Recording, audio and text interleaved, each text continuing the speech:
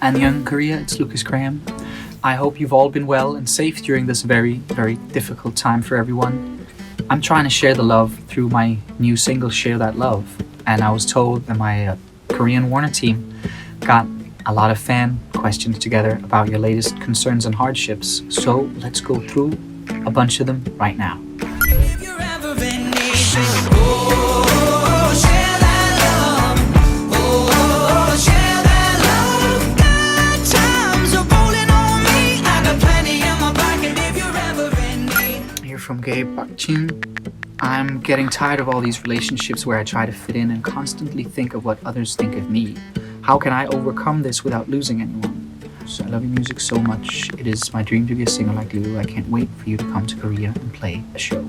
First of all, when you think of what others think of you, what you are is that you are afraid of them thinking all the bad things you think of yourself, because you have no idea knowing what anybody else thinks.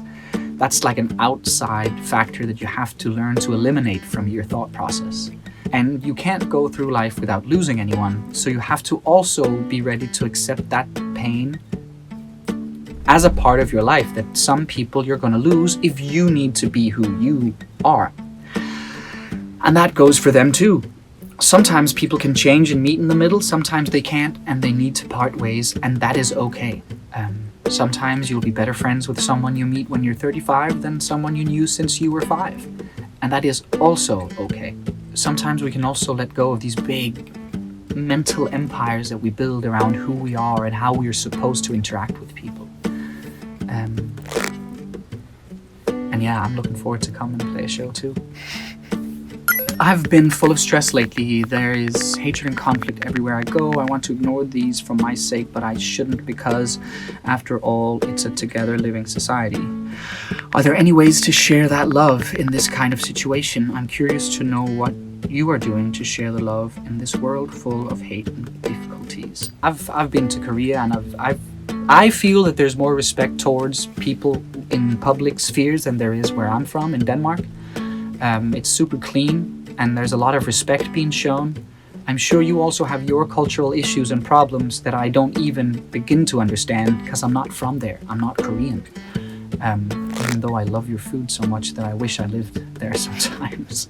But yeah, it is super difficult it being sensitive in a world that is insensitive. The world does not give a shit about us. It's us that give a shit about the world.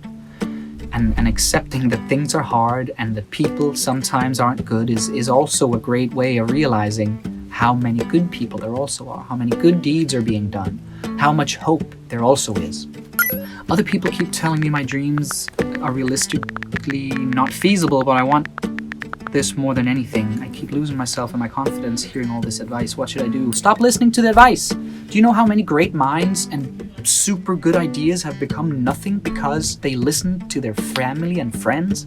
They don't live your life. They're not inside your head. My mom cried when I dropped out of law school and got my record deal. You might fail, and so what?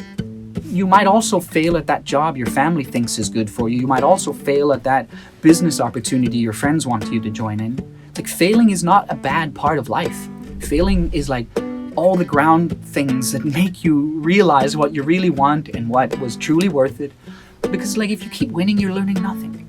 And stop listening to the advice. Like, unless your idea is super stupid, which I don't think it is. I imagine that you have some great aspiration and the other people just don't get it.